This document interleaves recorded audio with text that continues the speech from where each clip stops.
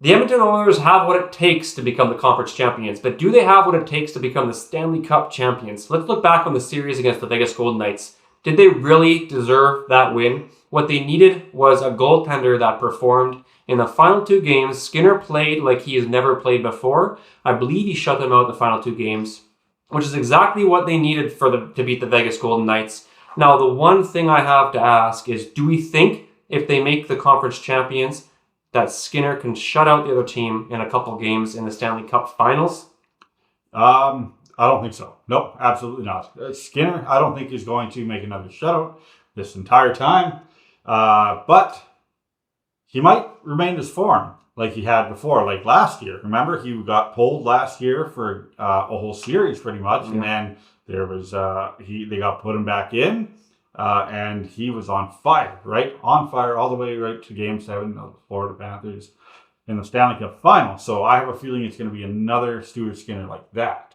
Well, let's. I guess we'll wait and see. I do know that regardless, if Edmonton makes it through, they're going to have to play a team like the Florida Panthers or Carolina Hurricanes. Yeah. Both those teams do fire a lot of pucks at the net, and they can take advantage of the average type goaltender that Skinner is. So we'll see if he can be hot enough to get them through the Stanley Cup Finals this time over top of last year. Yep. But do you think that Vegas Golden Knights truly did deserve that loss, I guess? The Edmonton Oilers, I guess, truly deserved the win against the Vegas Golden Knights? I think so, absolutely. And why is that? I think so. I think Edmonton was a more aggressive team. They wanted it. Well, I shouldn't say they wanted it more, but it almost looked like they did. They were a lot quicker. They were a lot faster. They played against the board.